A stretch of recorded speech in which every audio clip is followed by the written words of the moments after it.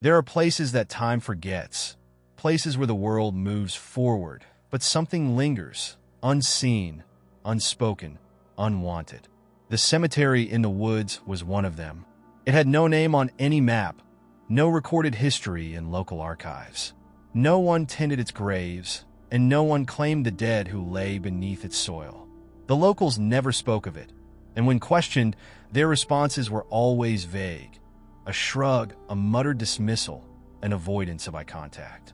It wasn't just forgotten, it was erased. I first heard of it through an old newspaper clipping buried in a box at an estate sale.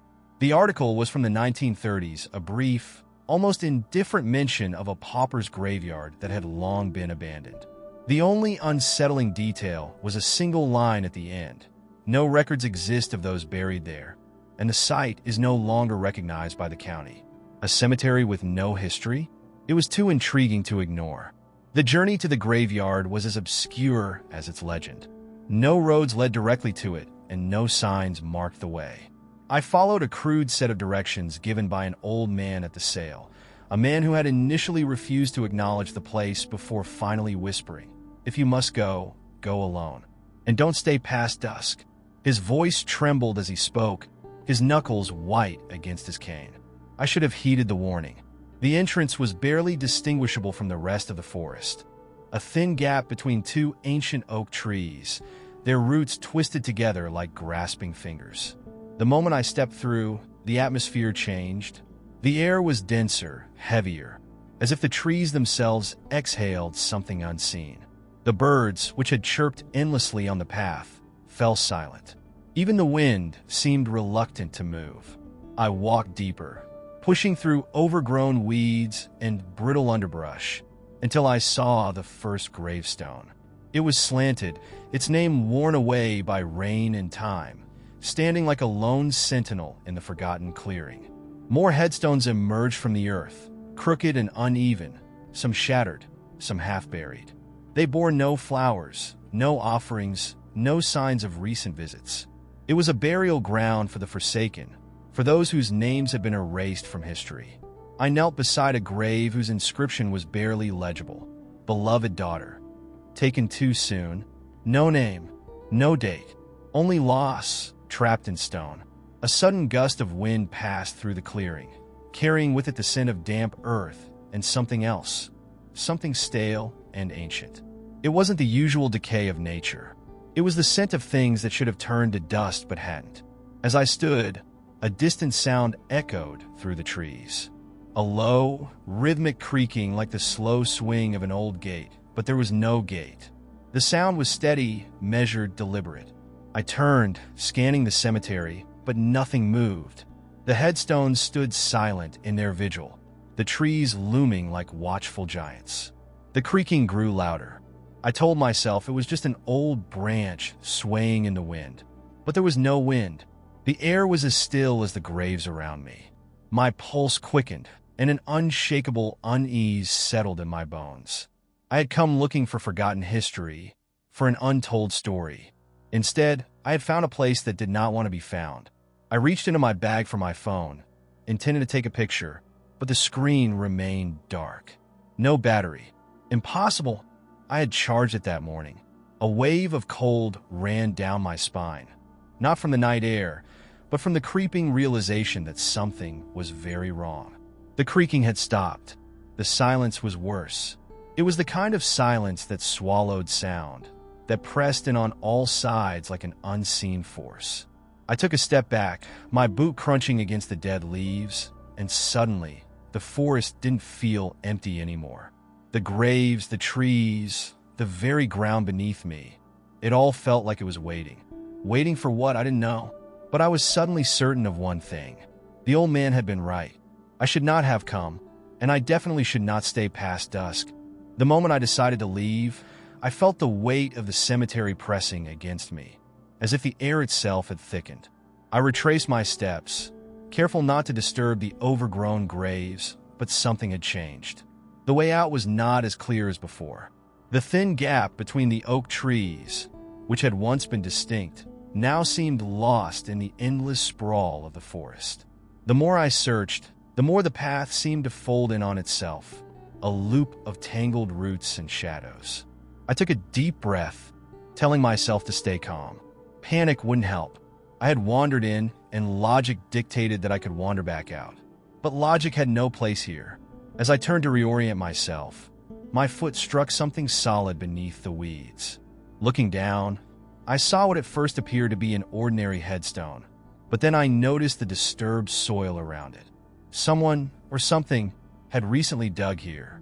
The grave was open, but not in the way time opens graves, not with erosion or the slow collapse of wooden coffins.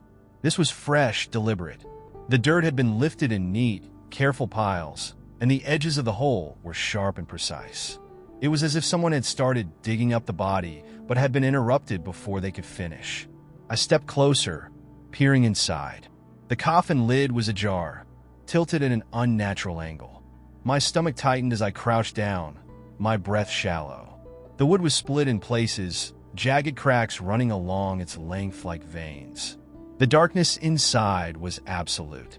I didn't want to know what lay within, but some primal force, curiosity, fear, or perhaps something deeper, compelled me forward. My fingers barely grazed the lid when I heard it. A breath, not my own, a slow, rattling inhale coming from inside the coffin. My mind screamed at me to move, to run, but my body refused to obey. My muscles locked in place, paralyzed by the impossibility of what I had just heard. There was no mistaking it. Something inside was breathing. Then came the sound of shifting wood, the faintest creak, but unmistakable. The coffin lid began to move, not from the force of decay or gravity, but from something pushing against it from within. My paralysis shattered. I stumbled backward, nearly falling into another grave, my heart pounding like a war drum. The lid slid open another inch. A gap, a sliver of darkness that was no longer empty. Something inside shifted again, this time with more force.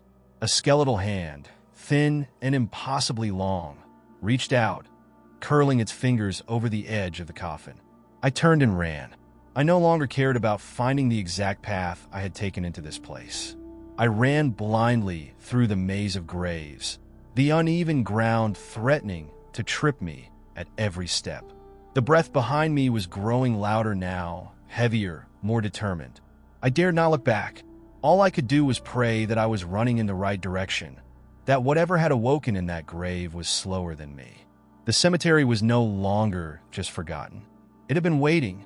I ran until my lungs burned, weaving through the maze of headstones and gnarled roots, my pulse hammering so loudly I could barely hear my own frantic breaths. But something else was there, something moving just beyond my sight. The cemetery was alive in a way it hadn't been before. The air was thick with an unnatural weight, pressing against my chest like unseen hands. I could feel it all around me, an awareness that did not belong to the trees or the earth. The grave I had fled from was not the only one disturbed. As I sprinted past another row of headstones, I saw more signs. Mounds of soil displaced, gaping holes where coffins should have been sealed forever. Something had been digging its way out, or something else had been digging its way in. I forced myself to slow down, to think. Running blind would only get me lost deeper in this place, and already the landscape felt unfamiliar. Wasn't that leaning tombstone to my left before? Hadn't I passed that broken cross already? The cemetery was shifting, folding in on itself like a labyrinth of the dead. Then the whispers began. At first, they were soft, like the rustling of leaves, indistinct and easy to dismiss as wind through the trees. But there was no wind. The air was too still, too heavy.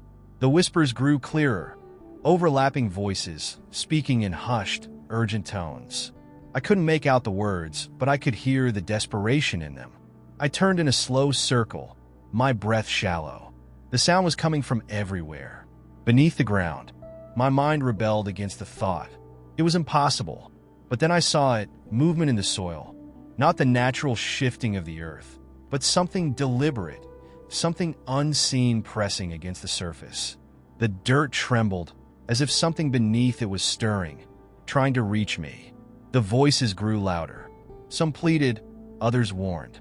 One, distinct from the rest, rasped my name. A cold terror gripped me. No one should know my name. No one alive, and certainly no one buried in this forsaken place. I stumbled backward, my foot catching on a loose stone, and I barely managed to stay upright. That's when I felt it. A hand. It brushed against my ankle. Not solid, not flesh, but a cold, feather-light touch, like fingers made of mist. I yanked my leg away, my mind screaming at me to flee, but my body refused. I was frozen in place, trapped in the gravity of something I could not comprehend. Then, just as suddenly as it had begun, the whispers stopped. The silence that followed was worse. It was thick, suffocating. The presence in the ground had retreated, but I could still feel its weight, watching, waiting. The cemetery had tested me, and I had not yet failed. But something told me it was only just beginning. The silence held me like a vice.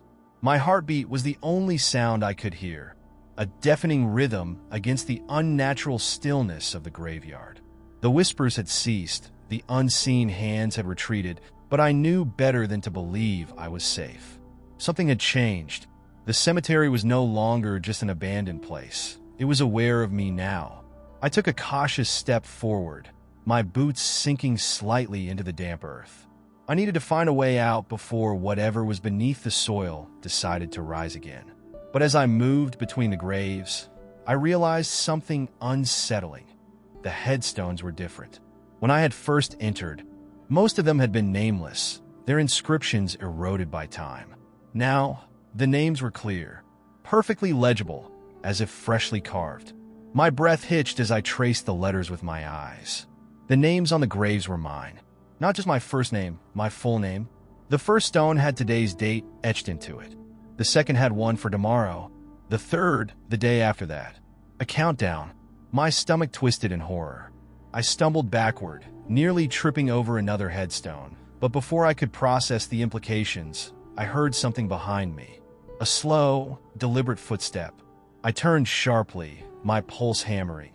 And there, standing among the graves, was a figure draped in a tattered cloak, its face obscured by a hood.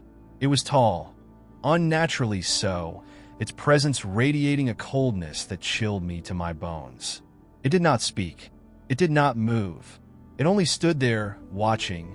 I opened my mouth to demand an explanation, to ask who or what it was, but no sound escaped my lips. My voice had vanished, stolen by the presence of the thing before me. My instinct screamed at me to run, but my legs felt like lead. Then the figure finally moved. Slowly, it raised a hand, thin, almost skeletal fingers pointing toward the open grave I had found earlier. The coffin that had stirred. The one that had breathed. I shook my head violently. Whatever it wanted, I would not be part of it. But the figure did not lower its hand. It remained still, waiting, demanding. A gust of wind, sudden and violent, tore through the cemetery. The trees groaned, the branches clawing at the sky like skeletal fingers. I shielded my face, my balance wavering. And when I looked up again, the figure was gone. But something told me it had not left. It was still here, woven into the very fabric of this place. Watching, waiting, and the graves still bore my name. The graves bearing my name stood like silent accusations, their fresh inscriptions mocking my every breath.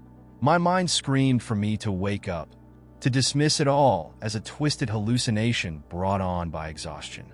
But the cold weight of the cemetery, the whispering soil, and the hooded figure's lingering presence told me otherwise. This was real. The wind had settled again, returning the air to its oppressive stillness. I forced myself to move, to put distance between me and the headstones that seemed to anticipate my fate. But no matter which direction I turned, the layout of the cemetery refused to stay the same. The paths twisted, the trees loomed closer, and the graves shifted like pieces of a puzzle rearranging themselves. Then a sound broke the silence, a slow, rhythmic tapping. It echoed from the trees, methodical and deliberate, like the ticking of a clock. I turned toward the sound, half expecting to see the cloaked figure once more. But instead, I found something far worse. A row of headstones, standing in perfect formation, had risen from the earth as if they had been waiting just beneath the surface. These were different from the others, not crumbled or weathered, but pristine, untouched by time. There were no names carved into them, only a single symbol, repeated on each one, a perfect circle bisected by a jagged crack. The tapping grew louder. I clenched my fists, my breath shallow. The rhythm of the sound wasn't random. It was counting down. The moment I realized this, the ground beneath my feet trembled. A deep groan, like the earth itself exhaling, rumbled through the graveyard. Cracks split open the soil, releasing a bitter, metallic scent into the air. The headstones bearing the strange symbol began to shift, tilting forward, as if something beneath them was rising. And then, the hands emerged. They clawed their way out of the ground, impossibly long fingers breaking through the dirt. The limbs that followed were twisted, stretched, their joints bending at unnatural angles. There were no faces, only smooth, featureless voids where eyes and mouths should have been. The tapping stopped. In that breathless moment of silence, I understood what was happening. The cemetery wasn't just alive, it was aware. It was calling something forth, something old, something meant to be forgotten. Then, in unison, the figures turned toward me. I ran. There was no plan, no strategy, only blind survival. The ground heaved beneath me, trying to pull me down as I sprinted between the shifting graves. The trees, once distant, now stood like a jagged wall, their twisted branches reaching for me like skeletal hands. The cemetery was closing in, trapping me in its endless maze of death. Somewhere in the chaos, the whispers returned. But this time, they weren't warnings. They were laughter. I ran until my legs burned, until my breath came in ragged gasps, but the cemetery refused to let me go. The rows of graves twisted into endless corridors, each turn leading me deeper into the maze of the dead. Behind me, the figures moved with unnatural grace, gliding, shifting, flickering like candle flames in the wind. Though they had no eyes, I could feel their gaze upon me. Cold, calculating, patient. They did not chase me in the way a predator would chase its prey. They followed. They waited. A flicker of movement ahead made me skid to a halt. A procession of figures, identical to the ones that had risen from the earth, stood silently in my path. They stretched across the cemetery in a perfect line, blocking every possible escape.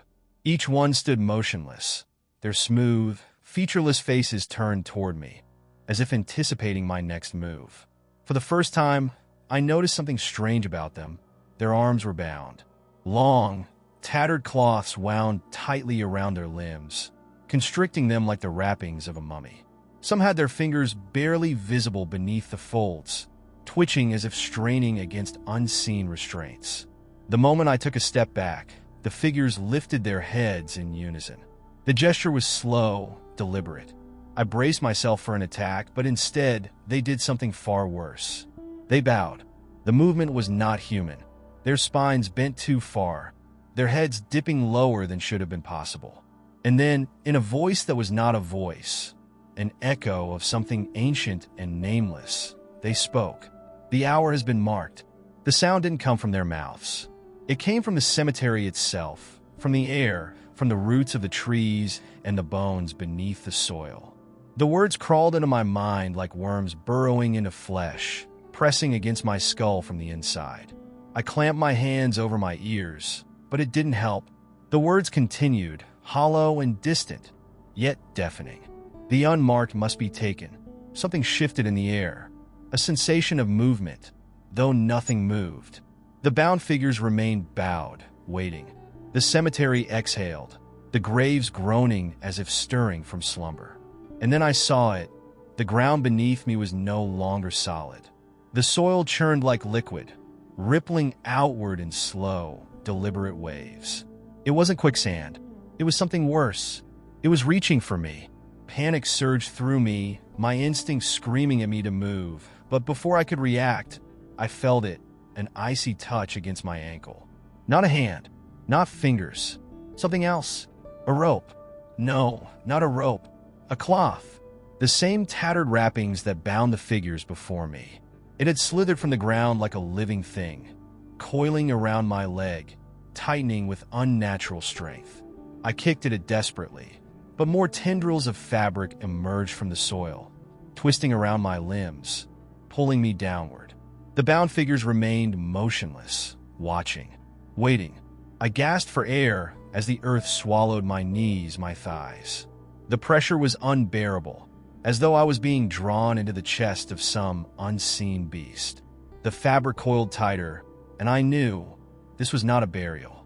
This was an offering. I clawed at the ground, my fingers scraping against the dirt, but it was no longer just soil.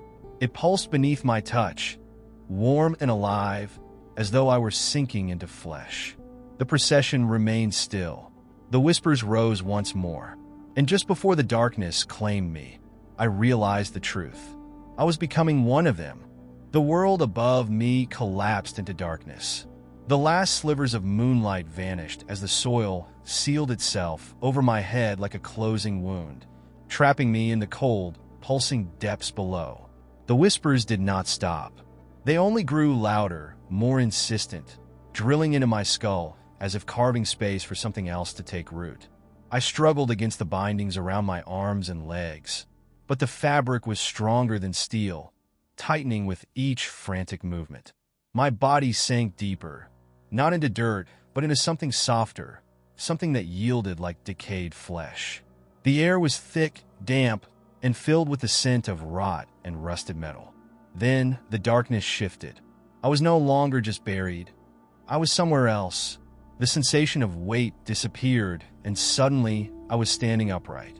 The cloth bindings unraveled and fell away, slithering into the void like living shadows. My breath came in short gasps as my eyes adjusted to the dim glow surrounding me. A cavern stretched endlessly before me, its walls carved with symbols identical to those on the unmarked graves above. The ceiling pulsed as if breathing, its surface slick and veined like raw muscle. The floor beneath me was not stone, but an endless expanse of kneeling figures, identical to those from the cemetery, their faces pressed to the ground in silent worship. I was standing on them. Revulsion churned in my stomach as I staggered back, but the figures did not react. They remained frozen, their bodies forming a grotesque road leading deeper into the abyss. The whispers swelled to a deafening chorus, but this time, they did not just speak. They commanded, "Walk." My legs moved before I could resist. Each step was deliberate, forced, as if my body no longer obeyed me. I walked upon the bowed heads of the figures below, their presence a silent mockery of my helplessness.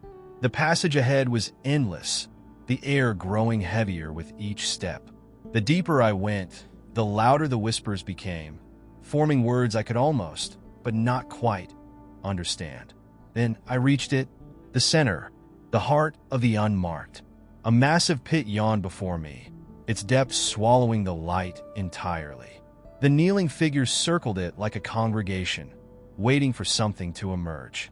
And at the very edge of the abyss, facing me, was a lone figure. Unlike the others, it was not bound. It stood tall, its elongated limbs unnaturally still. And for the first time, I saw a face, or rather the absence of one. A hollow void stretched where its features should have been, an empty mask of skin and shadow. But the worst part, the part that sent ice through my veins, was that despite its facelessness, I knew it was looking at me. The hour has begun, the whispers declared in unison. The pit roared to life. Something massive stirred within its depths, unseen but undeniable. A force that had been waiting, slumbering beneath the cemetery for centuries. And I knew then, without a doubt, this was not the place where the dead were laid to rest. This was where they were reborn. The pit convulsed, and with it came a sound that was neither a growl nor a scream, but something deeper, something old. The very air trembled under its weight, vibrating in my lungs, pressing against my ribs like unseen hands. It was the sound of something waking up. The faceless figure standing before me lifted one elongated arm and pointed toward the abyss. The whispering chorus swelled into a single, unified voice, distant and near all at once, speaking not in words, but in intent. I did not need to understand the language to grasp its meaning. Step forward. I couldn't move. My body refused. Every nerve in me screamed to run, to flee, to claw my way out of this nightmare. But there was no escaping. The kneeling figures that formed the path behind me had shifted. Where once they had bowed in worship, they now faced me, their smooth, featureless faces lifted in silent anticipation. I was not meant to leave. I was meant to become. A violent tremor rocked the pit, and something slithered within its depths, something vast, unseen, but undeniably present. A shifting of weight, a slow stirring of limbs, as if testing the boundaries of its prison. And then, through the choking darkness, I saw them. Hands, pale, thin, and impossibly long. They emerged from the abyss in writhing clusters, their fingers twitching, grasping at the air, reaching for something unseen. They did not belong to a single body. They did not belong to anything human. Some of the hands were pristine, like those of porcelain dolls, while others were cracked, rotten, their bones visible beneath shredded flesh. They clawed at the edges of the pit, pulling at the earth as if trying to drag themselves free. And with every passing second, the force beneath them grew stronger, more insistent. The faceless figure stepped aside. It was not going to force me in. It did not need to. This was not a sacrifice. This was a birthright. The realization struck me with nauseating clarity. I had never been a visitor to this place. I had never been an outsider. The moment I stepped into the cemetery, I had already belonged to it. The earth had called me here, the graves had marked my presence, and now the pit recognized me. A gust of wind erupted from the abyss, carrying the scent of damp earth and something else, something rich and metallic. The wind did not push me backward. It pulled. My hair whipped around my face, my clothes rustling against my skin as the force of it wrapped around me like a shroud. I tried to resist. I dug my heels into the shifting ground, but it was no use. The unseen hands within the pit flexed, their fingers curling as if an invitation. The whispering chorus no longer spoke, it sang. A low, humming chant that vibrated through the very marrow of my bones. The first touch came as a brush against my ankle, cold, delicate like fingertips made of smoke. Then another on my wrist, a third against my shoulder. The hands in the pit were not just reaching. They were welcoming me home. I screamed. I fought. I lashed out with every ounce of strength I had left, but it didn't matter. The hands curled tighter, their grip firm yet impossibly gentle, pulling me toward the edge. The faceless figure did not move, did not interfere. It only stood there, watching, waiting, its empty face betraying nothing. My feet slipped. The edge crumbled beneath me. For a moment, I hovered between the world I had known and the one that called to me from below. And then I fell. I did not hit the ground.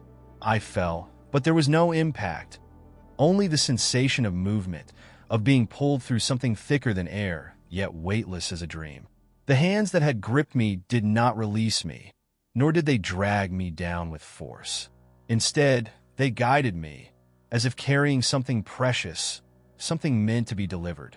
The darkness was complete, but not empty. Shapes stirred at the edges of my vision, indistinct yet aware. The whispering had ceased, replaced by a silence more profound than any I had ever known. It was a silence that was not merely the absence of sound, but the withholding of it, a silence that listened. Then a light bloomed below me. It was not a single source, but thousands, flickering into existence like fireflies in the void. The glow revealed the vastness of the pit, stretching into a cavern so immense it defied logic. And yet, despite its size, it did not feel open. The walls, slick and pulsating like living tissue, curved inward, as if the cavern itself was breathing. And then I saw them. Lining the cavern walls were figures, not bodies, not corpses, but something in between. They hung in clusters, their limbs entangled, their heads lolling forward in unnatural angles. Some were wrapped in shrouds of tattered cloth, others in nothing but the shadows that clung to their skin. Their faces, if they had them, were obscured by the dim glow of the pit. They were not sleeping. They were waiting. The hands that had carried me released their grip, and I was no longer falling.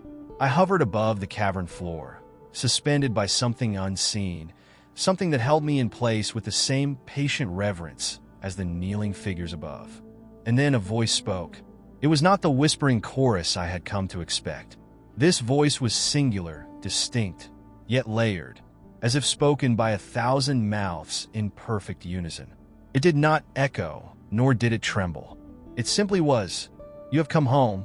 The figures on the walls stirred, their heads tilted, their hollow eyes fixing upon me. Some shifted in place, their limbs stretching, their fingers twitching with newfound purpose. The air grew thick with their anticipation, though they did not move toward me. I opened my mouth to scream, to deny, to beg, anything, but no sound emerged. The voice had stolen it, wrapped it in its presence, and left me with nothing but its words. "We have waited." Beneath me, the floor of the cavern rippled. The hands, the same ones that had reached from the pit, began to rise once more. But this time, they did not grasp for me. They were offering something else. From the shifting earth, a shape began to emerge. Taller than any human, broader, its form shrouded in a blackness that seemed to consume the light around it. As it rose, the cavern trembled, not from fear, but from recognition. The figures on the walls bent their heads, their twisted bodies shuddering as the thing took its first step forward. The voice spoke again, softer now, almost reverent. "The first has returned, and for the first time, I understood. I was never meant to be buried. I was meant to remember." The creature before me loomed like a shadow made flesh, its very presence bending the light, swallowing it into an endless void. My mind rebelled against the sight of it, unable to fully grasp its form, as though my eyes refused to acknowledge something so wrong, so ancient. It was not a matter of size, though it was gargantuan. It was the feeling it invoked, the sense that it existed not to be seen, but to consume, to erase, to unmake. The hands that had risen from the pit receded, their task complete. They were no longer needed. Instead, the cavern itself seemed to take over, pulsating with life, resonating in harmony with the creature's every movement. Each step it took caused the ground beneath me to shift, making the very earth groan and twist in agony, as if it, too, recognized the ancient return. The figures on the walls did not move. They remained suspended, but now their hollow eyes were wide open, their gazes fixed upon the creature. The silent worship had turned to something deeper, recognition. They did not fear it. They welcomed it. The voice returned, that omnipresent chorus now layered with an undercurrent of something darker. "It is time." The words hung in the air, vibrating with meaning, but I did not understand them. I tried to speak, to question, to beg for some explanation, but my mouth remained sealed, my voice swallowed whole by the cavern's oppressive silence. The creature stepped closer, its dark mass undulating like a storm in slow motion, each movement measured and deliberate. Then, as if it had always been waiting for my attention, it spoke. "You are the one who has returned," it said, its voice a low, guttural growl that rumbled through my chest. There was no question in its tone, only a knowing. The air grew heavier, thick with the weight of the unspoken. My legs trembled beneath me, my feet sinking into the ground, as if the earth itself was drawing me in. I could feel it now, the cold pressure of something ancient, something vast, wrapping around my chest like a vice. There was no escape. "You have forgotten," it continued, its voice vibrating through the very marrow of my bones. "But we have waited." I wanted to scream, to break free, to do anything that might shake this nightmare loose. But there was no room for rebellion, no room for defiance. There was only this presence, this overwhelming force that consumed every thought, every feeling, every trace of individuality. And then, as if the creature had tired of watching me struggle, it extended one of its long, twisted limbs toward me. The air between us crackled with energy, and I felt a strange pull, an undeniable magnetism that called me to it. I tried to fight it, tried to resist, but it was futile. The limb reached out, touching my skin, and the world as I knew it unraveled.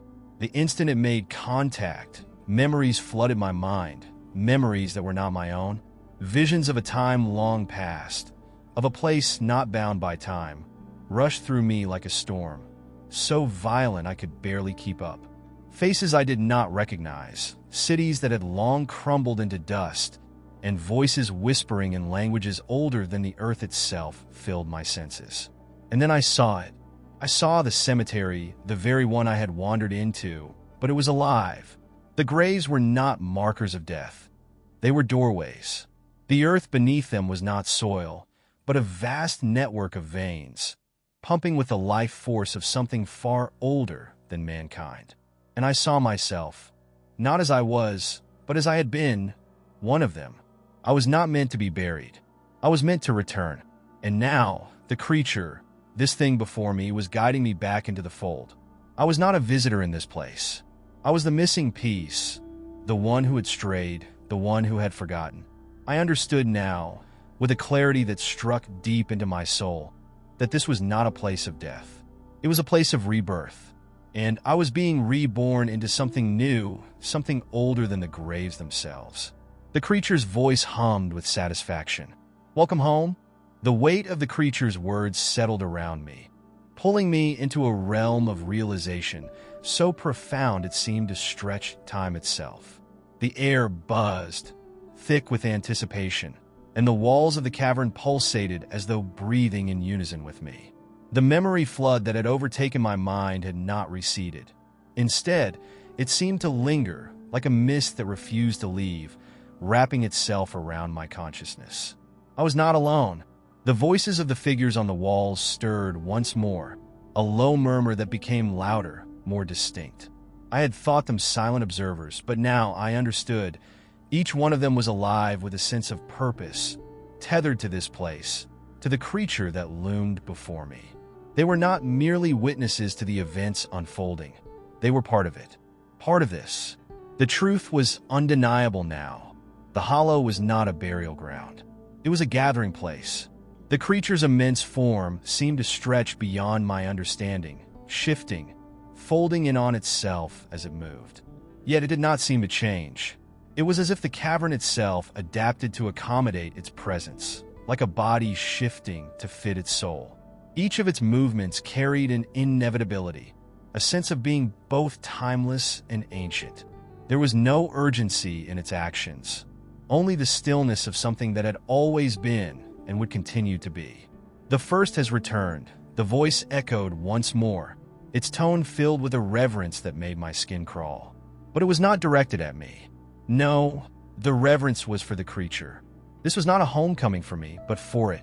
The creature's return, after a time of dormancy, had triggered something far deeper, far more ancient than I could comprehend. I had been merely a vessel, a passing moment in a story that had no beginning and would have no end. The realization of my own insignificance was suffocating, but it was not fear that gripped me. It was something worse, the knowledge that my presence here, my role, had been predetermined. I had been called. I was not merely a traveler lost in the woods. I was a participant in a ritual much larger than myself, a ritual that had been in motion long before my birth. And yet, despite this overwhelming sense of fate, a thread of resistance lingered. It was a faint spark, something fragile and yet undeniable.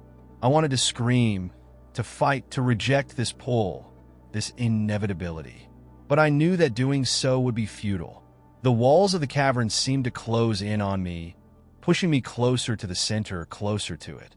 The figures on the walls began to move. Slowly, their limbs unraveled from their suspended positions, as though breaking free from an invisible grip. They did not fall. They simply stepped forward, one by one, as though they had been waiting for something, for me. As they did, the air grew heavier, more oppressive, each figure's movement accompanied by a strange resonance, like a note played on an instrument so deep that it reverberated through the core of the earth. I was no longer alone in the cavern. These figures, these souls, had not only been waiting for the creature's return, they had been waiting for my acceptance. It was not enough for me to merely be here. I had to acknowledge them. I had to join them. I could feel the pull of their collective presence now, each of them reaching out with invisible hands, calling me into their fold. I closed my eyes, trying to block them out, but the feeling grew stronger, more insistent. The ground beneath me shifted, and I found myself moving forward, no longer in control of my own body. My feet carried me toward the center of the cavern, toward the creature, toward the mass of figures that surrounded it. My mind screamed in defiance, but my body obeyed. And then, the creature spoke again, this time directly to me. "It is not a choice," it said, its voice as cold and commanding as the stone beneath my feet. "You are one of us, whether you remember or not. You belong to the Hollow." In that moment, I understood. The Hollow was not merely a place. It was a state of being, of existing beyond time and death. The figures, the voices, the creature, none of them had ever truly died. They had only transformed, become part of something larger, something that had been waiting, watching for me to return. And now, I had no choice but to embrace my place in this endless cycle, to join the echoes of the forgotten souls. The realization was both liberating and crushing. The Hollow had called me home, and there was no way out. As the realization settled into me, a cold weight pressed against my chest, suffocating my every breath. I had thought that once the creature spoke, once the presence of the Hollow was made clear, I would be filled with clarity. But instead, there was only an aching emptiness, a vast, endless void that threatened to swallow everything I knew, everything I had ever been. The pull of the Hollow grew stronger, its call vibrating through my bones, and I felt a deep, primal yearning to surrender, to let myself be consumed. Yet, even in the face of such overwhelming compulsion, the resistance inside me burned brighter. The creatures surrounding me, the forgotten souls that had once been human, began to circle around the creature, their movements synchronized, fluid. They were not mere shadows anymore. They were something else entirely, something alive, something tethered to this place and to the cycle that continued to unfold. They reached out with their long, spectral arms, and I could feel their touch, not physically but deep within my very essence, tugging at the threads that held me together. Each soul seemed to hum with a silent, ethereal chant, its energy pulling and twisting around me. Despite the weight of the Hollow pressing against me, I managed to stagger back a few steps. My mind raced, seeking answers, struggling to understand the magnitude of what was happening. I looked up at the creature, this being that was the center of it all, and something within me recognized it. The words it had spoken echoed in my mind. "You belong to the Hollow." It was not an offer. It was a decree, a command. And as much as I wanted to rebel, to fight against the dark tide that threatened to drown me, I could feel the truth in its words. I had always been tied to this place. This was not some strange accident. This was fate, or perhaps more accurately, a force far beyond fate. The creature was not a stranger, nor was the cavern. They were parts of me, and I, a part of them. I had been brought here for a reason, whether I liked it or not. The chanting of the souls intensified, their words indistinct but powerful, reverberating off the stone walls of the cavern. They seemed to be calling me, inviting me into their circle, beckoning me to join them in their eternal bond. And with each call, I felt myself slipping further into the abyss. The resistance that had burned so brightly before began to dim, overwhelmed by the force of the Hollow's presence. It was a quiet surrender, not one of choice, but of inevitability. I looked around, desperate for a way out, for some sign that there was a way to break free from this suffocating grip. But there was nothing.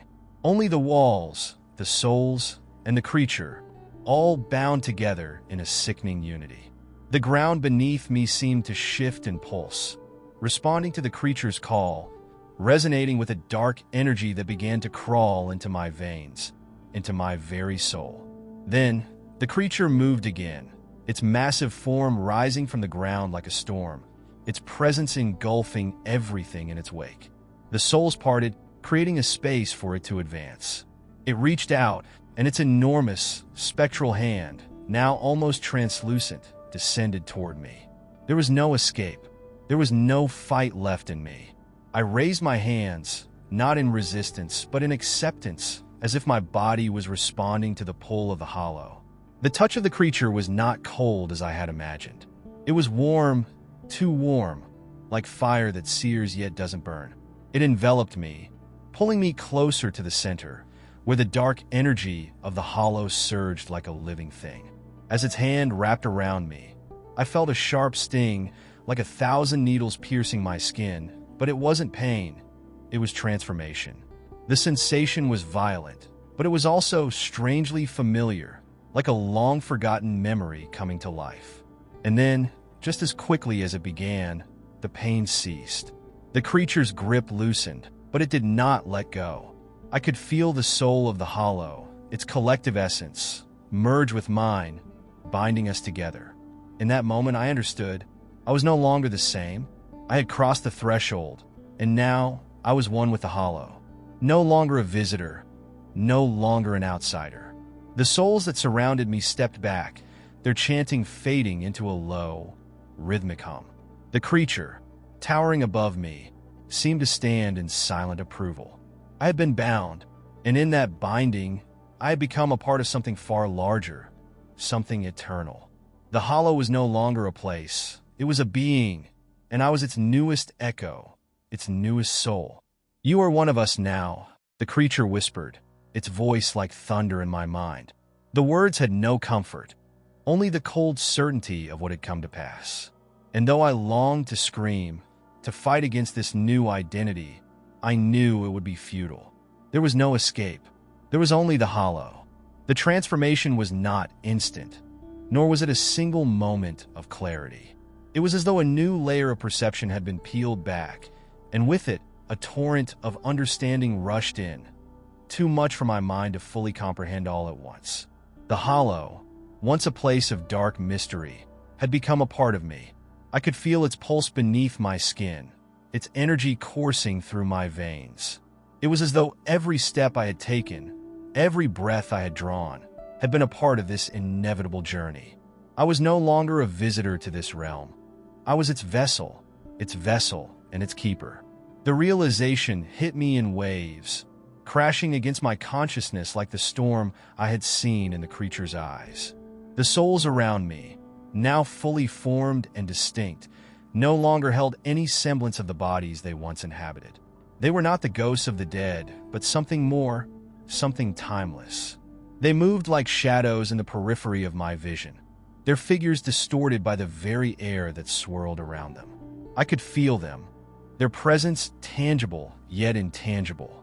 They did not speak aloud, but their thoughts bled into my mind like whispers from the corners of my awareness. Some of them seemed curious, eager to know what I would do next. Others were cold, distant, resigned to their fate, as though they had long since accepted the truth of their existence. The creature, the being that had first bound me to the hollow, now stood in front of me, its massive form casting a long, dark shadow across the cavern. It was silent for a long while, watching me closely. There was something almost parental in its gaze, as though it were waiting for me to make a choice. But what choice could I make? Was I even capable of choice anymore? "You are the keeper now," it said, its voice reverberating through the cavern, each word carrying the weight of centuries. "The hollow is yours to command." The words should have filled me with power, with purpose. But instead, they filled me with an overwhelming emptiness. To command the hollow, to be the hollow, was not a gift, not a privilege.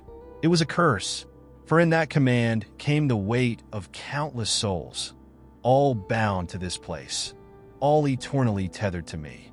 I could feel their longing, their resentment, their silent pleas. They were not free, and neither was I. The cavern, now both vast and suffocating, seemed to shift with each passing moment.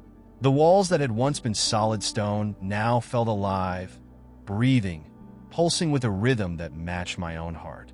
It was as if the very foundation of the hollow was a reflection of my inner turmoil, a mirror that mirrored the dissonance between who I had been and who I was becoming. There was no space for peace, no room for respite. The hollow was a constant presence, an inescapable reality. I tried to walk, to move away from the creature, but my body no longer obeyed my commands.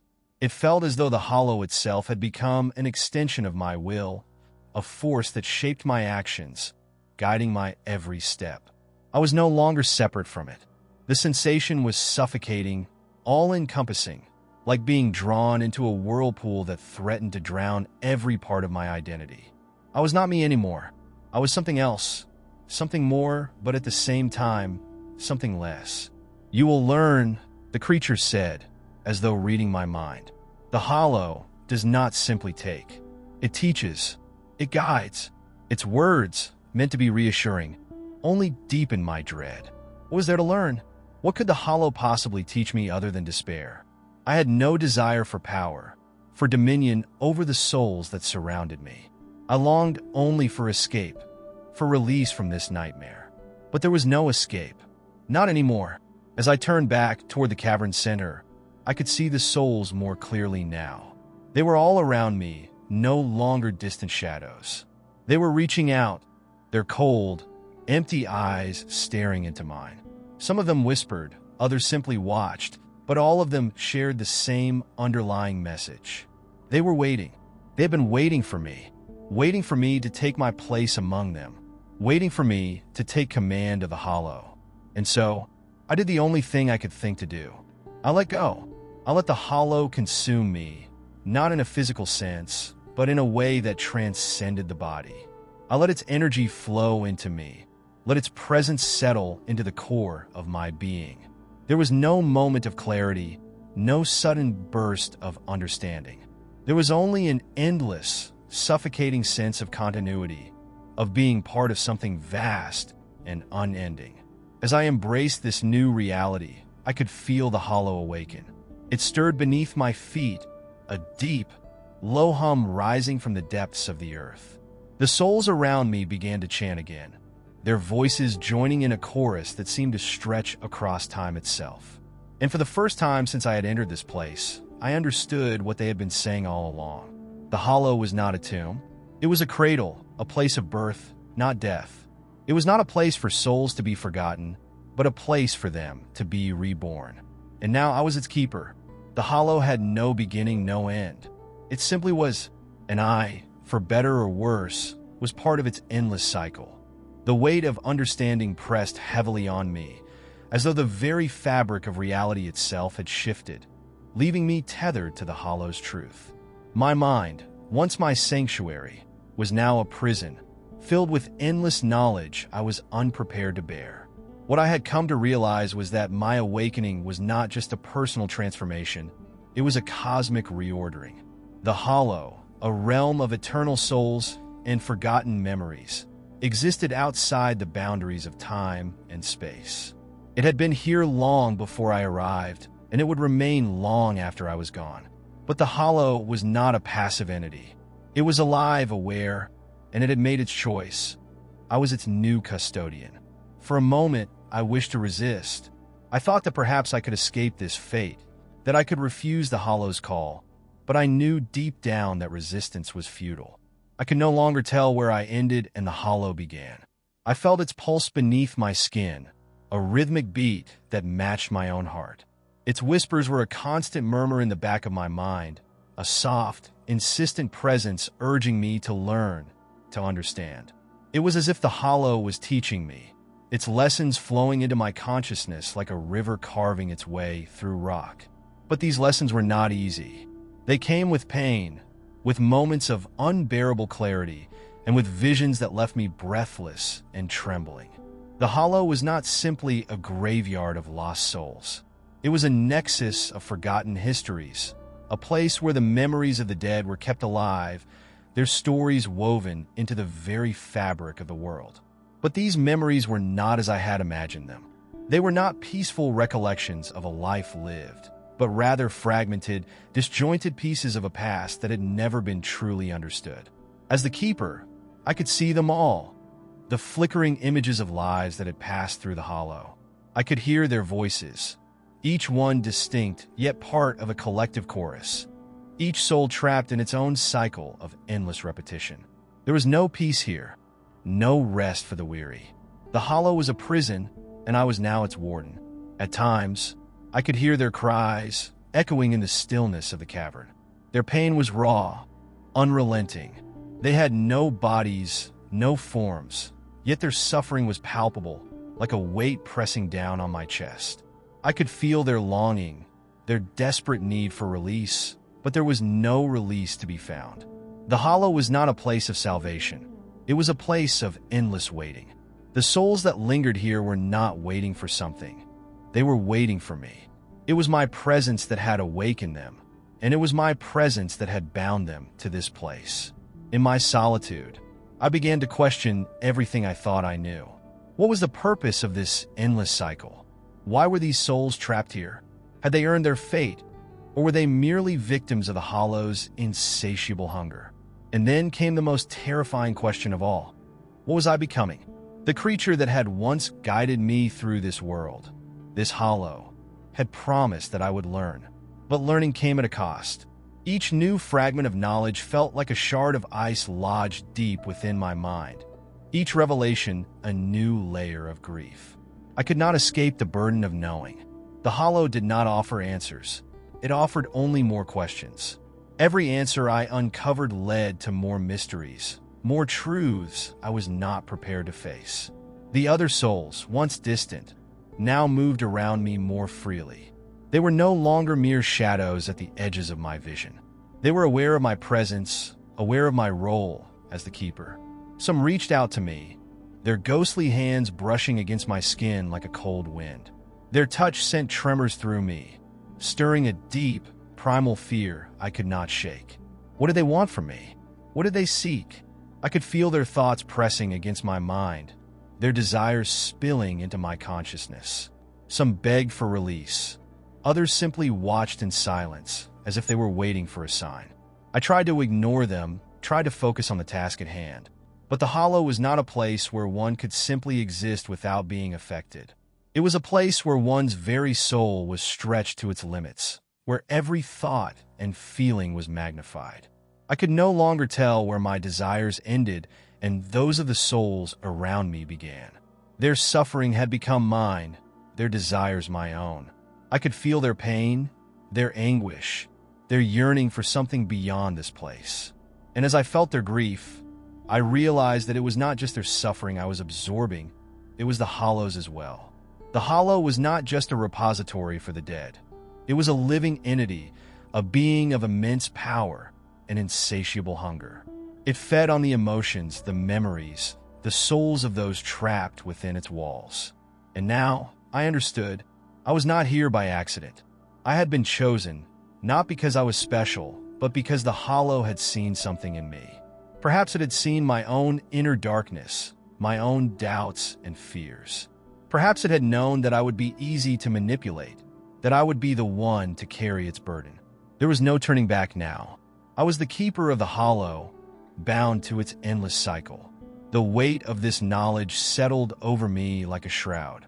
I could feel its presence in every corner of my mind, its whispers growing louder with each passing day. I was no longer just a witness to the hollow's horrors. I was its architect, its creator, and as I embraced my role, I realized that I had become something far worse than a mere prisoner. I had become a part of the hollow itself. In the depths of the hollow, amidst the cries of the lost and the whispers of the forgotten, I began to understand the true cost of this existence. It was not just the lives of the souls bound here that were lost. It was my own humanity, my own identity. I had become something else, a wraith, a keeper, a prisoner of the hollow.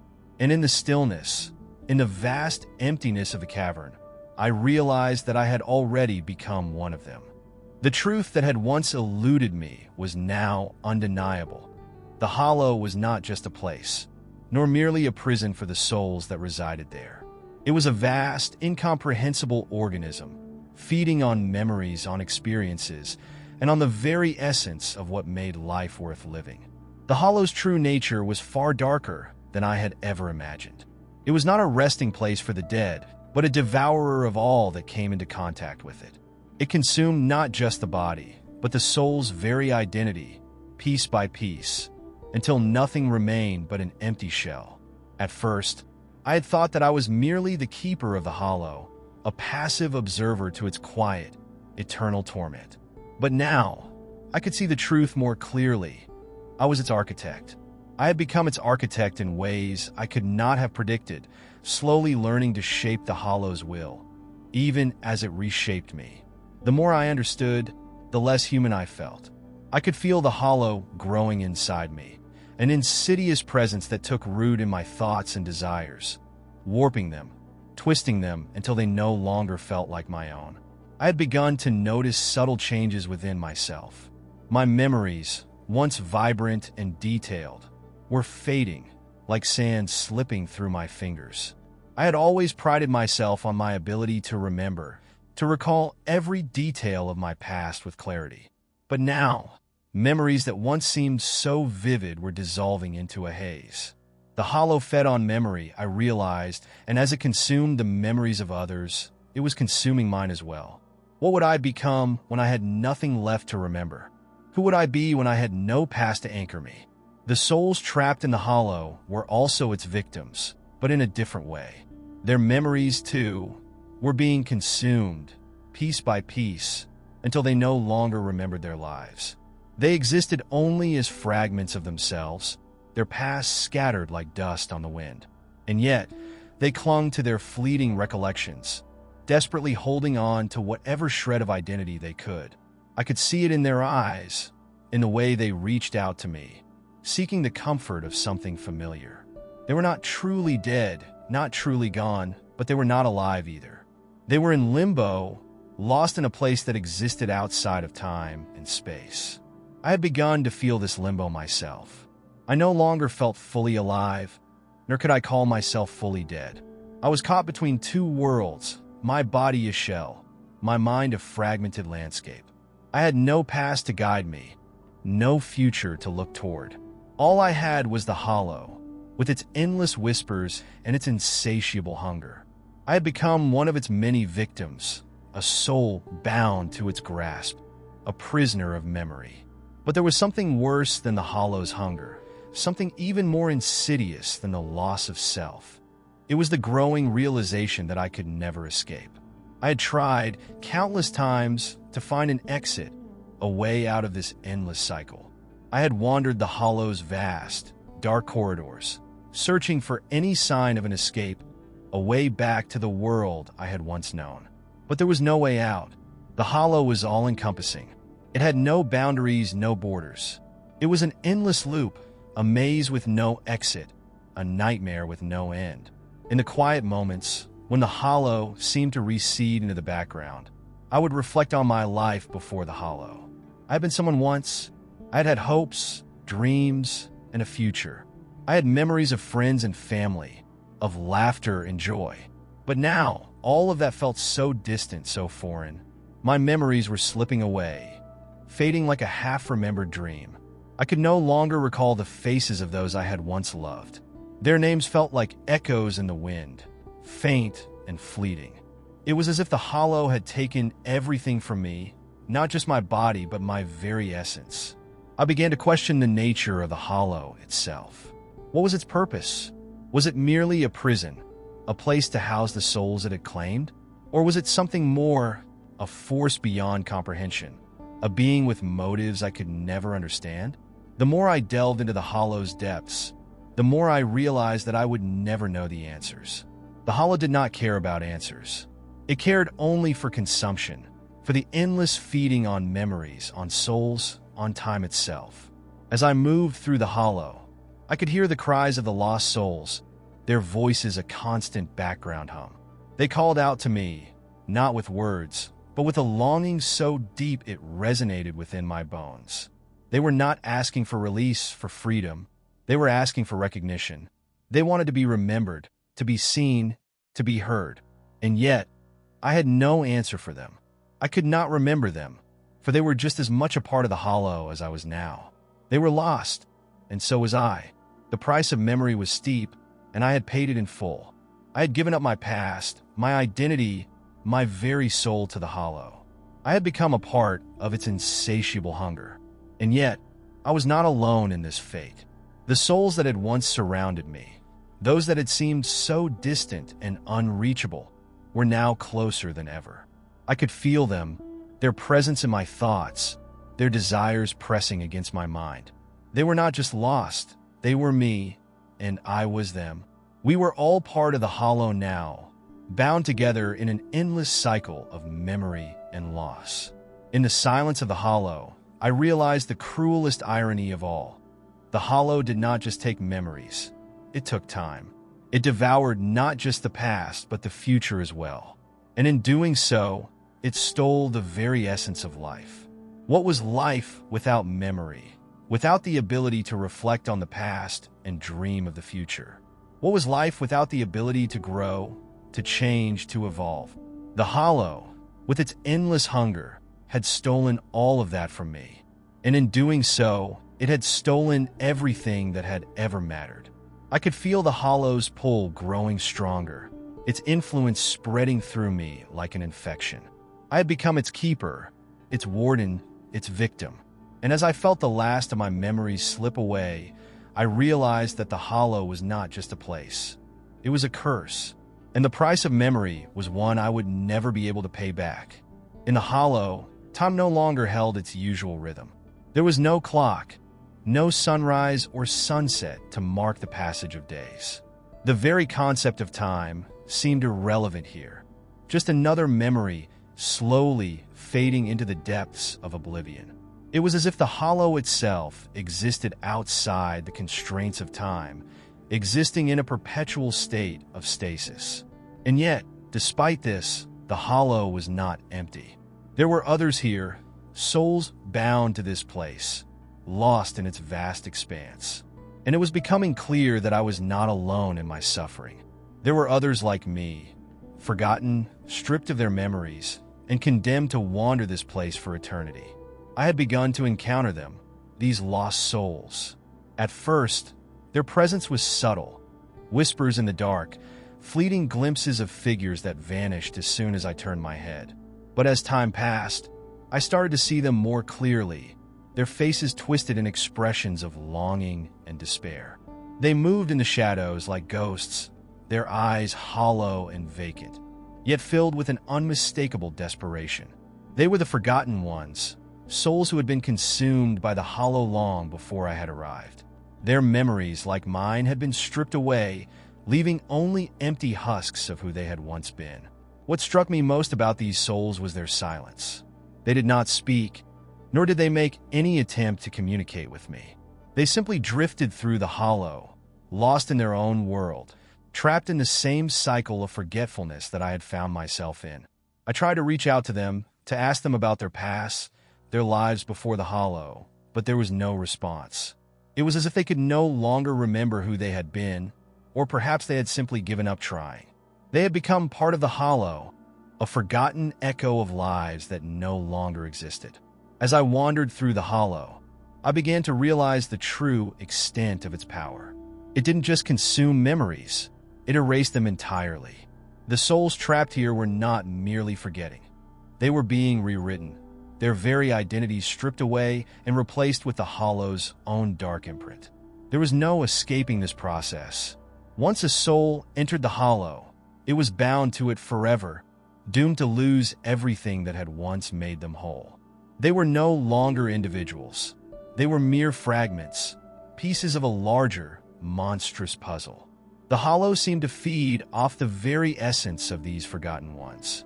Their despair, their longing, their fear, all of it was absorbed by the dark expanse of the hollow, nourishing its insatiable hunger.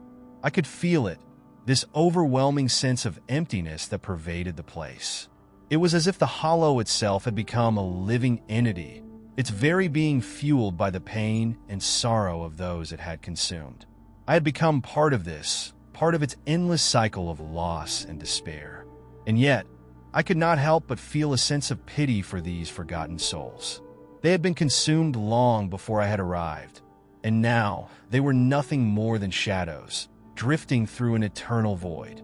There were times when I would catch a glimpse of something more, faint traces of memories that had once been, like fragments of a dream that refused to fade completely. I would see flashes of faces, of places, of moments from lives long past. But they were fleeting, disappearing as quickly as they appeared, leaving me with nothing but the haunting sense that something important had been lost. I couldn't remember my own past clearly anymore, but these glimpses of others' lives stirred something deep within me. They reminded me of what I had once been, of the person I had been before the Hollow had claimed me. In these moments of clarity, I began to understand something truly terrifying.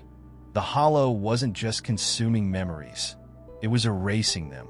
The souls here were not just passive victims. They were being rewritten, their very identities overwritten by the Hollow's endless hunger. It was a process that left nothing behind, no trace of who they had been. It wasn't just their past that were consumed, it was their very selves. I wondered then, how much of myself remained? How much of who I was had been consumed by the Hollow? How much of my past had been erased? And how much of it had been replaced with the Hollow's influence? I had been here for so long, wandering its endless corridors, that I had begun to forget the person I once was. The memories that lingered in my mind were growing fainter with each passing day. Was I becoming one of them? The forgotten ones? Was I already lost? It was in these moments of self-doubt that I began to question the very nature of the Hollow. Was it a place of punishment? A prison for those who had been deemed unworthy? Or was it something more insidious? Something that thrived on the destruction of identity itself? The more I tried to understand, the more elusive the answers became. The Hollow was not a simple place. It was a force, a hunger that could not be reasoned with, a darkness that defied comprehension. The Forgotten Ones were a living testament to the Hollow's power, and I was becoming one of them. I could feel it creeping in, this sense of loss, this gradual erosion of everything I had once been. But there was something else too, something far more unsettling. The longer I spent in the Hollow, the more I began to lose track of time. The days, the weeks, the months, they all blended together. There was no way to measure the passage of time, no way to track how long I had been here. It was as if the Hollow existed in a state of eternal stagnation, where nothing changed, nothing moved forward. And yet, in the midst of this eternal stasis, there was a strange sense of purpose. The Hollow, it seemed, had a plan for those it consumed. It was not content to simply erase memories. It sought to reshape them, to transform the very essence of who we were. It was a place of forgetting, yes, but it was also a place of rebirth, a place where identity was not just erased, but remade. As I moved through the Hollow, I began to sense a change within myself. I was no longer just a victim of its hunger. I was beginning to understand it. I could feel the Hollow's presence in my thoughts, in the way it twisted my memories, in the way it reshaped my desires. I was becoming part of it, just as the Forgotten Ones had. And yet, in that realization, I also began to wonder if there was something more, something beyond the Hollow's reach. Was there a way to escape its grip? Or was I doomed to become just another forgotten soul, drifting endlessly through its dark corridors? The Hollow was vast, and its hunger was endless. But in that darkness, I couldn't help but feel a flicker of hope. Hope that maybe, just maybe, there was something more beyond its walls. As the Hollow continued to envelope my every thought and step, I couldn't help but feel an overwhelming sense of loss. It wasn't just the memories of my past that had vanished, but my understanding of myself, my sense of purpose. I had spent so much time trying to remember, trying to piece together the remnants of my former life. But the more I searched for answers, the more elusive they became. It was as if every memory I unearthed was tainted, warped by the Hollow's presence. And yet, despite this constant erosion of self, there was a strange, unsettling truth that began to settle within me. The Hollow wasn't merely taking from me. It was offering something in return. The Forgotten Ones, those souls that wandered aimlessly through the Hollow, had become my constant companions. I watched them, studied them, trying to glean some understanding of their existence. They moved through the vast, oppressive darkness, their eyes hollow, their bodies like shadows, as if they were more a part of the place than they were of the world they had once known. They were beings of pure despair, but there was a strange tranquility about them as well. They had accepted their fate, or perhaps they no longer remembered that they had ever had a choice. Their lives before the Hollow had become so distant that even the faintest trace of their former selves had been completely erased. They were gone, just fragments of an existence they had once known, if they had ever known it at all. But the longer I remained in the Hollow, the more I began to sense that there was a price to this forgetting. The Hollow, I realized, was not a place of random consumption. It was a system, a structure that worked through balance and exchange. Every memory that was taken, every part of one's identity that was lost, was replaced by something else. It wasn't an arbitrary process, it was a trade. The Hollow gave something back in return for what it had consumed. But what was it offering? And at what cost? At first, the changes were subtle. I would feel a fleeting emotion, an unfamiliar desire, or a sudden clarity about something I couldn't quite place. It wasn't a moment of remembering, but more like a glimpse of something I should have known, like an echo of a thought that was just beyond my reach. These small flashes of awareness grew more frequent over time, and they began to form a pattern. It wasn't just that I was forgetting who I had been. It was that something else was beginning to replace those memories. I wasn't becoming a blank slate, as I had feared. Instead, I was being shaped into something else entirely, something the Hollow wanted me to become. The souls around me, the forgotten ones, had no memory of their transformation, but I could sense it happening within me. I could feel it in my bones, in the very marrow of my existence. The Hollow was not just erasing me, it was remaking me. It was forging a new identity, a new purpose, one that existed solely within its confines. And as I began to accept this truth, I realized the terrible price I would have to pay for this transformation. The Hollow didn't just take memories, it took the very essence of who you were. And in exchange, it gave you a new identity, one that was shaped by the Hollow itself. It was a life built from the fragments of countless others, all woven together into something that was neither entirely real nor entirely false. But there was something more disturbing about this process. The more I understood it, the more I began to crave it. It was as if the Hollow was slowly feeding me its darkness, and with each passing day, I was becoming more and more dependent on it. I could feel the pull, the seductive allure of forgetting. The Hollow was offering me a kind of freedom, a release from the burden of memory.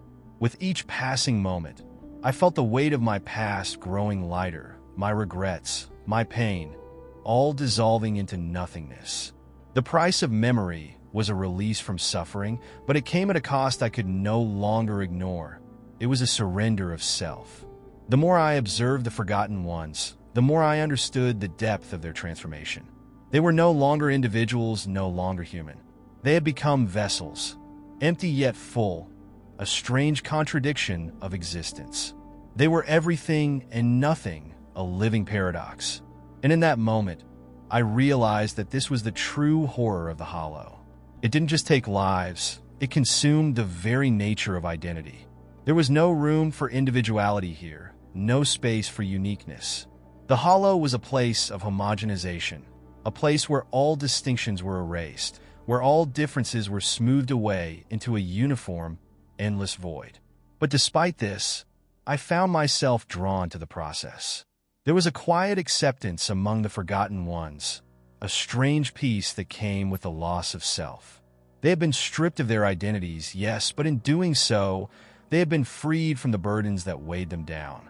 The Hollow didn't just erase, it released. It was as if the Hollow was offering them salvation from the painful, endless cycles of memory. The more I thought about it, the more I wondered if I, too, could find that peace. If I, too, could give in to the Hollow's dark embrace and become one with its eternal cycle. Yet, even as I felt the temptation to surrender, something within me resisted. There was a part of me that still clung to the remnants of who I had been, to the faint memories that refused to fade completely. Even though I no longer knew who I was, I still knew that I was not meant to be consumed in this way. I was not meant to lose myself entirely, to become nothing more than a shadow of someone I had never truly been. The Hollow's promise of freedom was an illusion, a cruel deception. The price of memory was not freedom, but slavery, the loss of all that made me who I was. And so, I found myself at a crossroads. The Hollow was offering me a choice, a path that promised release from the torment of memory, but at the cost of my very identity. The question was no longer whether I could escape the Hollow, but whether I was willing to pay the price. Would I allow myself to become one of the forgotten ones, to lose everything in exchange for peace? Or would I fight against the Hollow's grip, even if it meant clinging to the very memories that had caused me so much pain? The Hollow was not just a place of loss, it was a place of transformation. And in its depths, I could feel the weight of that transformation pressing down on me. What would I become once I had lost everything? The more I pondered the nature of the Hollow and its insidious grip on my mind, the more I realized that escape was a concept I no longer fully understood. When I first arrived in this cursed place, I had believed that there must be a way out, a way to reclaim what had been lost. My thoughts had been consumed with the desire to remember, to find a way to reverse the process, to return to the life I once had. But as the days blurred into one another and the Hollow continued to distort my sense of time, I began to question whether escape was even possible. Perhaps the Hollow wasn't a prison in the traditional sense. It was something far more sinister. It wasn't just a place that trapped you physically. It was a place that shaped your very understanding of freedom. The Hollow, I now understood, wasn't merely a location. It was a state of being. It had woven itself into the fabric of my existence, and in doing so, it had fundamentally altered how I experienced the world.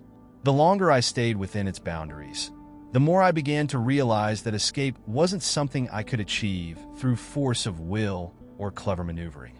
No, the Hollow had already begun to alter my perception of reality. It had planted seeds of doubt, of confusion, so deeply embedded within me that I no longer trusted my own thoughts.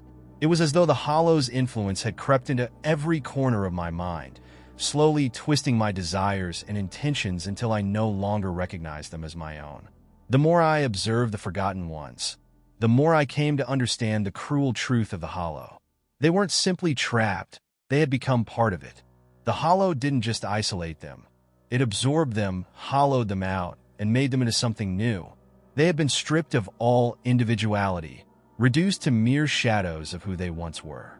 And yet, despite this, there was a certain tranquility in their state. They wandered aimlessly, not because they were lost, but because they had accepted that there was nothing to be found. The Hollow had taken everything from them, and in return, it had given them peace, the kind of peace that only comes when one relinquishes all sense of self, all sense of purpose. I began to realize that this was the Hollow's true power, not its ability to imprison, but its ability to transform. The more I resisted, the more I fought against its pull, the more it shaped me. It wasn't just a matter of losing my memories or my identity. It was about losing my very sense of what it meant to fight. Every time I struggled to remember, every time I tried to hold onto the fragments of my former life, I found myself drawn deeper into the Hollow's web. The more I fought, the more I became part of the very thing I sought to escape. In those moments of clarity, when I felt the Hollow's influence recede just enough for me to catch my breath, I would entertain the thought of leaving, of finding a way out. But each time, the thought felt more and more absurd.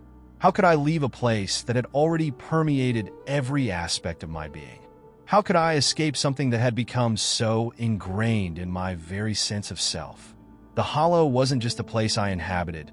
It was a place that inhabited me. Every thought, every decision, every impulse had been shaped by its presence. The more I struggled, the more I realized that the Hollow wasn't just something external to me. It was a part of who I was.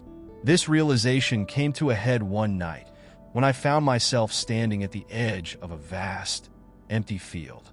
The moon hung low in the sky, casting an eerie light over the landscape. It was a moment of eerie calm, so quiet, so still, that it almost felt like the entire world had paused.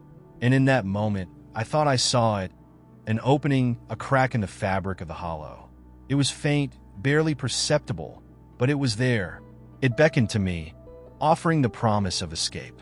For a fleeting moment, I believed that I could step through it, that I could leave this place behind and return to the world I had once known.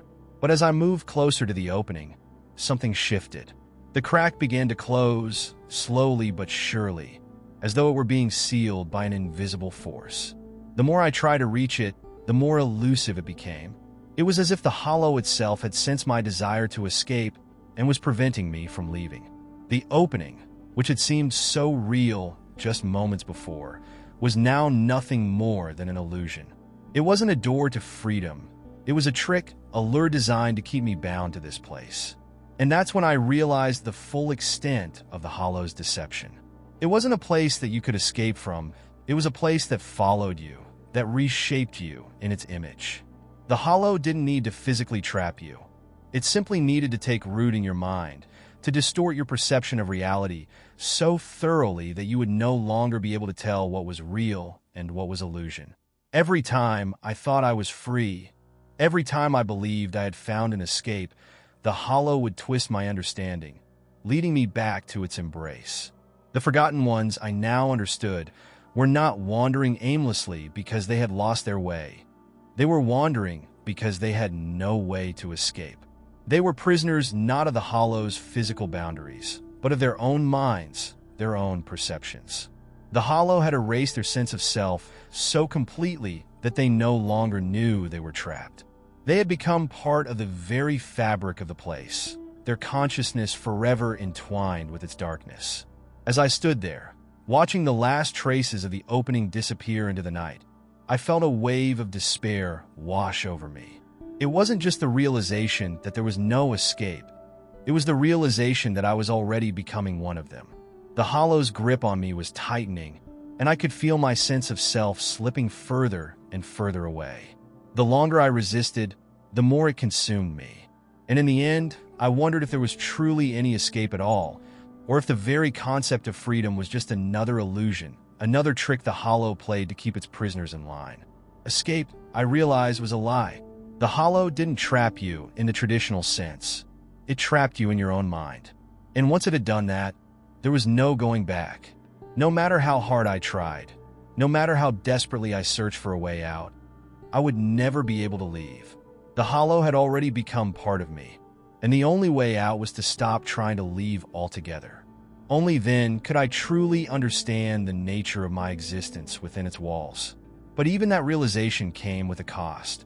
The hollow was not just a prison, it was a transformation, and I was becoming something else, something that was no longer entirely me. I had believed that after all this time, after all the twists and turns the hollow had forced me to endure, I would have gained some understanding of the place, some control over it. I had come to terms with the fact that escape wasn't possible, that the hollow's hold on me was beyond my comprehension. But even now, after everything that had happened, I was still blind to the final truth, an awareness that would change everything, not only about the hollow, but about myself. It wasn't until I found myself standing in the very heart of the forgotten cemetery that the revelation came to me. I had wandered through the woods for what felt like an eternity, each step pulling me deeper into the shadow of the hollow's power.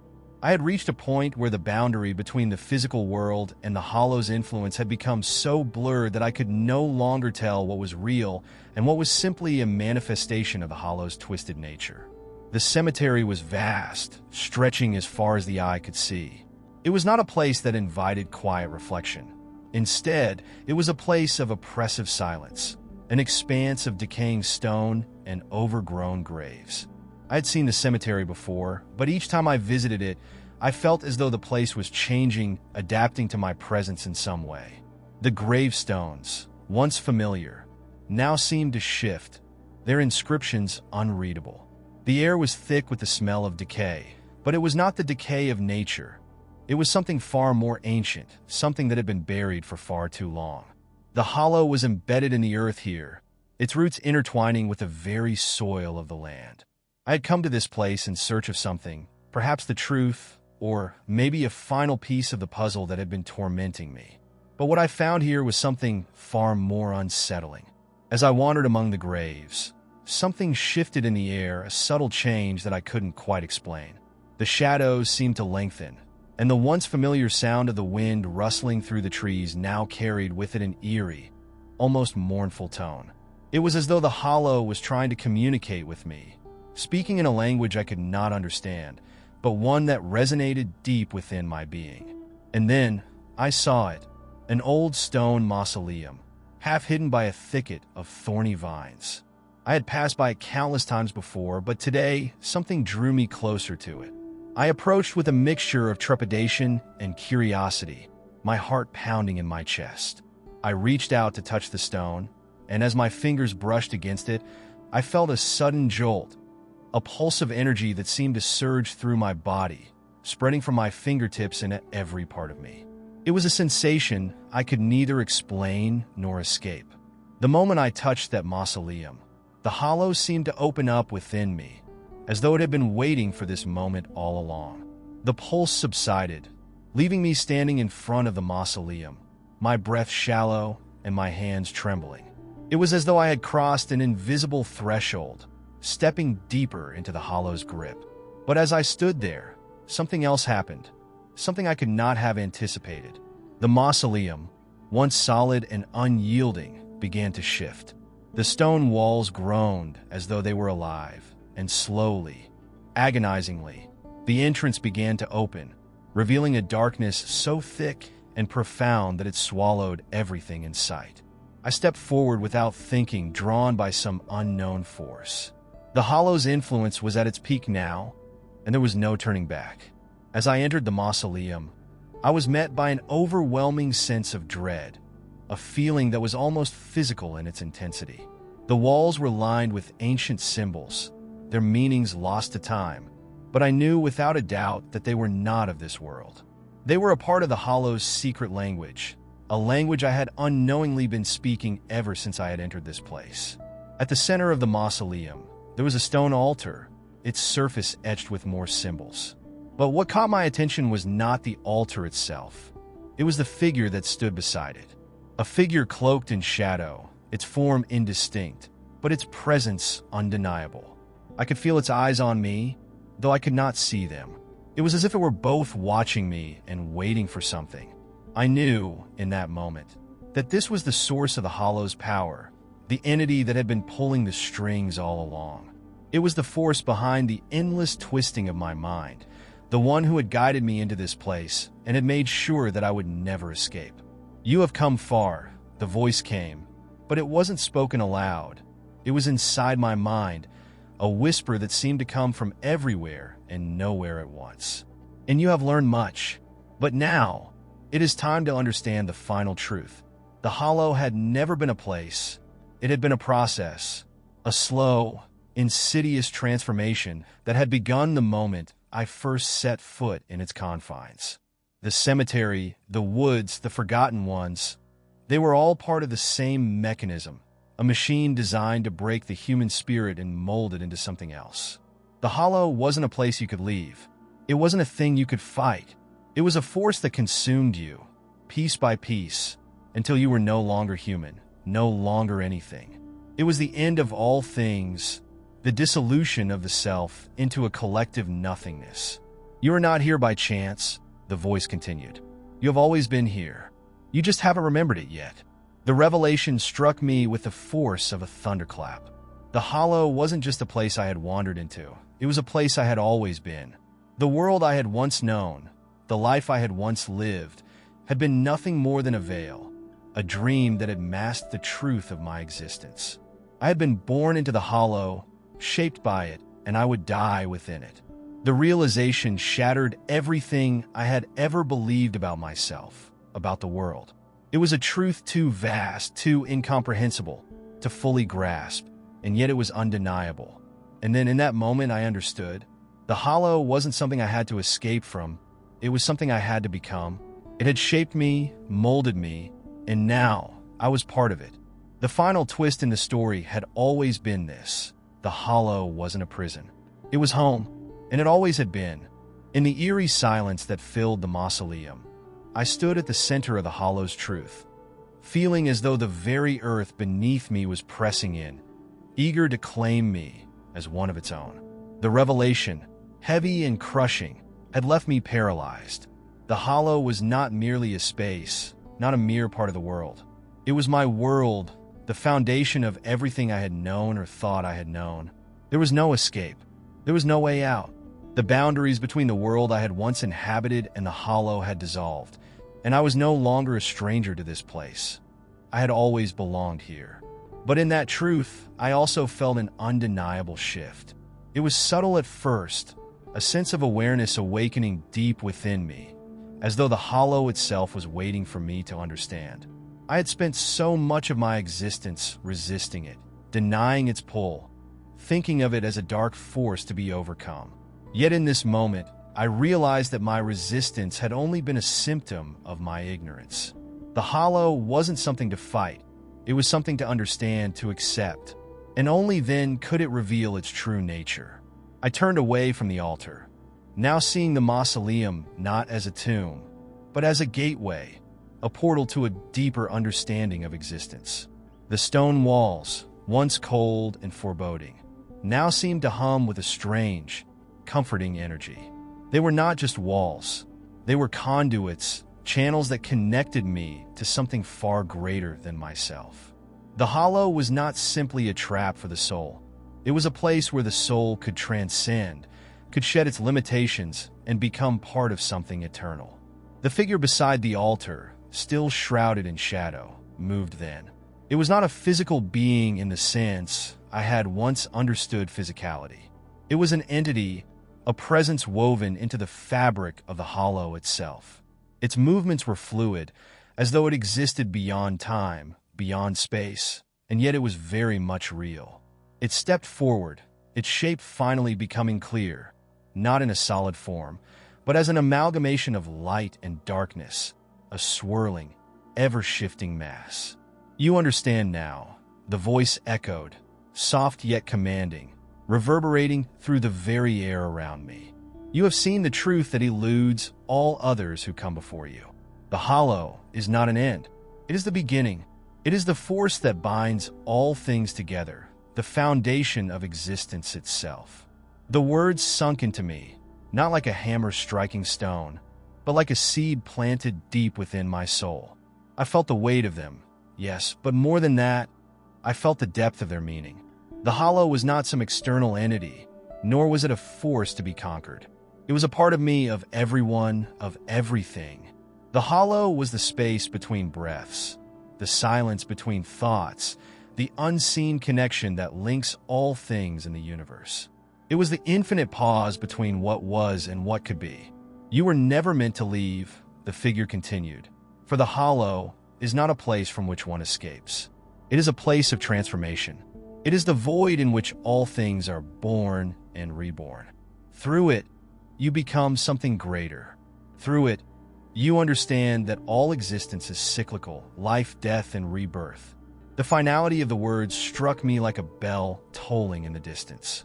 There was no escape, not because I was trapped, but because the idea of escape itself was an illusion.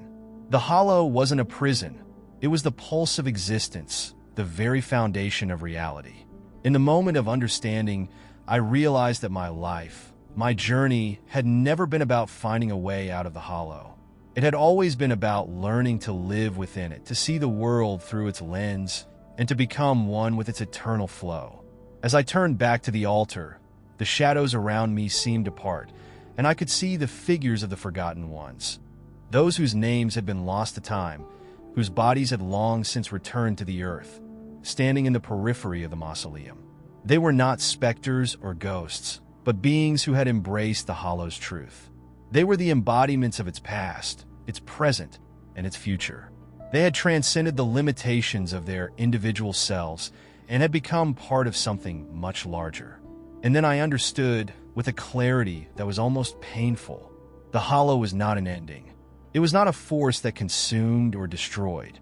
It was a process of becoming, a cycle that looped endlessly, where every ending was also a beginning. The forgotten cemetery, the mausoleum, the twisted woods, they were merely reflections of this eternal cycle. They were symbols, metaphors for the constant shift between life and death, between form and formlessness. As I stood in the heart of the hollow, I knew that I had not been chosen, nor had I been doomed to this place. I had always been a part of it. The hollow had not trapped me.